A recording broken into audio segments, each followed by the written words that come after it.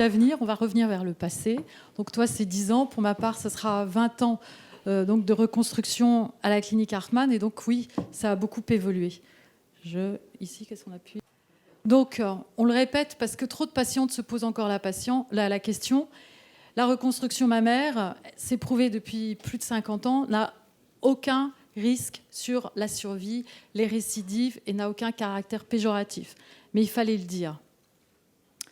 La reconstruction mammaire depuis 20 ans, qu'est-ce que c'est ? C'est mon défi tous les jours avec vous pour le proposer à chacune d'entre vous, à toutes les étapes du traitement.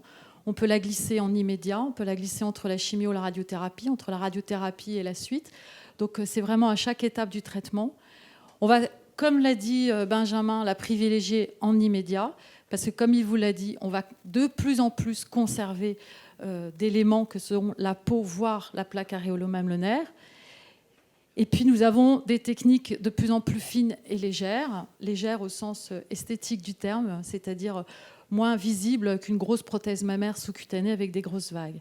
Et effectivement, nous allons essayer de minimiser au maximum l'utilisation des prothèses, puisque l'idéal, comme l'a dit Benjamin, c'est la reconstruction autologue, c'est-à-dire vos tissus. Comment on travaille ? On ne travaille pas toute seule dans son petit coin et dans sa petite cuisine, parce que les premières prothèses mammaires, vous ne le savez pas, elles ont été fabriquées dans des cuisines de cuisinières. Donc là, maintenant, on travaille en équipe, tous ensemble, avec les oncologues. La RCP, c'est là où nous discutons de chacune des patientes d'entre vous, de votre dossier, pour décider de tous ces éléments. La reconstruction mammaire à l'Institut du sein a toujours fait partie du traitement complet de chacune de nos patientes.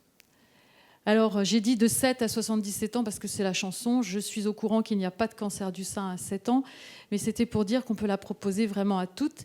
Et dans mon activité, la plus âgée avait 80 ans, à qui j'ai fait, il y a plus de 10 ans, un lambeau de grand dorsal. Les objectifs, il vous l'a dit, c'est reconstruire le volume, c'est pas très difficile, c'est symétriser qui devient plus difficile, et reconstruire le mamelon et l'aréole à la fin. On n'a pas toujours 3 interventions comme décrit les 3 étapes. On essaie de plus en plus de mixer les interventions entre elles pour justement minimiser le nombre d'interventions. La reconstruction différée, c'est la plus ancienne, c'est celle qu'on a proposée en premier. Au début, tout début, ça je ne l'ai quand même pas connu, on disait aux patientes qu'il faut attendre 5 ans avant de proposer la reconstruction. Autant dire qu'au bout de 5 ans, je pense qu'il n'y avait plus beaucoup de candidates à la reconstruction mammaire. Aujourd'hui, comme l'a dit Jean-Michel, on attend environ 6 mois après la fin du dernier traitement, qui est le plus souvent la radiothérapie. La reconstruction différée, si j'utilise une prothèse pour ma part, j'ai toujours essayé d'utiliser les prothèses rondes, parce qu'en tant que femme, je trouvais plus commode d'avoir une prothèse qui pouvait rouler sur elle-même sans se retourner dans le décolleté comme les prothèses anatomiques, où la goutte d'eau faisait déborder le vase, c'est-à-dire le maillot de bain. Donc j'ai toujours préféré et utilisé les prothèses rondes. Immédiate et conservatrice, là vous avez un cas d'une patiente qui n'est pas si conservatrice que ça, puisqu'elle fait partie encore de celles à qui on a enlevé le mamelon et l'aréole, mais comme vous pouvez le voir, on est passé tout autour de l'aréole, c'est la seule cicatrice qu'elle a. Par cette cicatrice, on a pu enlever le ganglion sentinelle et toute la glande mammaire. Je suis venue reconstruire là, cette fois-ci, avec des tissus AL, qui sont un lambeau de grand dorsal, quelques injections de graisse, qui ont permis de reconstruire, certes, un bonnet B.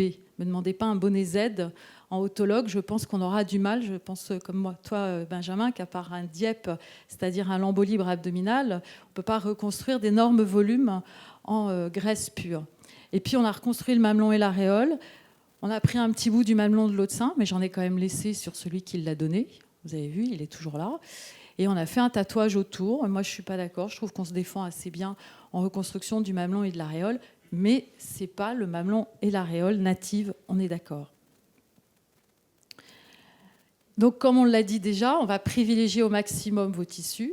Ici, c'est un lambeau de grand dorsal, certes, mais qui a permis de recevoir la graisse. Pourquoi recevoir la graisse ? Parce que si on met de la graisse sous une peau irradiée, ça a été parfaitement démontré par le chirurgien promoteur du lipomodelage, qui était le docteur Emmanuel Delay à Lyon, qui nous l'a redit ces derniers temps. Il nous a dit une reconstruction complètement, uniquement avec des injections de graisse sous une paroi qui a reçu de la radiothérapie avec une peau très fine, la graisse ne va pas bien prendre et il faudra 5-6 interventions, ce qui devient déraisonnable par rapport à l'objectif qu'on s'est fixé. Donc il faut apporter des tissus sains, SAIN, tel le tissu du grand dorsal ou d'autres tissus au niveau de la paroi. Et dedans, ça fait nid qui permet de recevoir la graisse. Et là, en 2 séances de lipomodelage, on doit pouvoir finir la reconstruction si on ne veut vraiment pas la prothèse. On va donc, je redisais, toujours avec le minimum de cicatrices en se limitant à l'aréole. Pour toutes, il n'y a pas de patiente facile et difficile. Oui, il y a des parois qui ont été un peu plus compliquées, qui ont dû avoir des interventions un peu plus compliquées, nécessaires parce que la lésion le nécessitait, mais on peut faire une reconstruction sur toutes les parois. Même si la première fois, la reconstruction est un peu incomplète, là c'est une simple prothèse sous la peau, on peut rattraper ces reconstructions mammaires en faisant d'autres types de techniques. La paroi ici, vous pouvez le voir, la patiente avait une cicatrice en X qui nous empêchait toute autre reconstruction que par un lambeau, mais on a pu la faire, la patiente a eu sa reconstruction. Parfois, on peut même venir nous voir avec ce type d'implant qui présente une coque qui est dure. La patiente me disait « Je dors sur un boulet de canon, docteur, qu'est-ce qu'on fait ?» Ça fait 10 ans que je l'ai opéré, on a repris, on a fait un lambeau. Peut-être qu'aujourd'hui, on lui dirait « On va faire 3-4 séances de lipomodelage, ça va assouplir la peau, ça va améliorer les tissus et on va pouvoir redescendre la peau dans un étui cutané beaucoup plus souple. » Mais celle-là, c'était il y a plus de 10 ans. Les reconstructions évoluent, le sein vieillit. Là, vous avez une patiente, sa reconstruction avait 15 ans à peu près, c'était une simple prothèse. L'autre sein, il a gardé son volume, sa projection. La ménopause est un peu passée par là, elle a pris un petit peu de poids, donc il a fallu se réadapter. On peut se réadapter et reprendre la reconstruction. Cette dame était venue, elle avait appris qu'elle avait une mutation génétique plus un cancer du sein du côté droit. Elle m'a dit « J'ai toujours voulu avoir les petits seins de Jane Birkin ». Je lui ai dit « Bon, on va peut-être pas faire Jane Birkin parce que là, c'est pas tout à fait sa morphologie, mais on va réduire les seins ». Celle-ci, pareil, elle voulait qu'on lui réduise un peu ses seins. Donc, la reconstruction a permis aussi de changer, de permettre de modifier ce complexe. Ici, c'est l'inverse, parce qu'il y a toujours celles qui n'en ont pas assez et celles qui en ont trop. Ici, c'est la fameuse Caroline qui a demandé, sur un traitement conservateur de son sein droit, qui avait un peu diminué suite à la fois à la tumorectomie et à la radiothérapie, elle voulait des prothèses, on lui a pu lui mettre des prothèses. Maintenant, vous allez me dire, qui décide quoi ?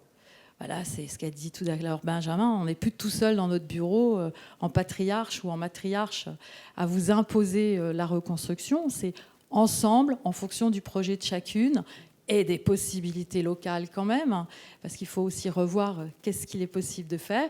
On va choisir la reconstruction mammaire. Le dernier mot, c'est celui-là. J'espère que j'ai tenu dans les 10 minutes. On laissera dire aux patientes, c'était il y a déjà très longtemps, une étude qui avait été faite par le professeur Rouanet sur les reconstructions mammaires. 90% de ces patientes recommanderaient à une amie de faire sa reconstruction. Je vous remercie. Je voudrais remercier non seulement nos chirurgiens reconstructeurs, mais aussi l'ensemble des médecins qui ont participé à ce colloque.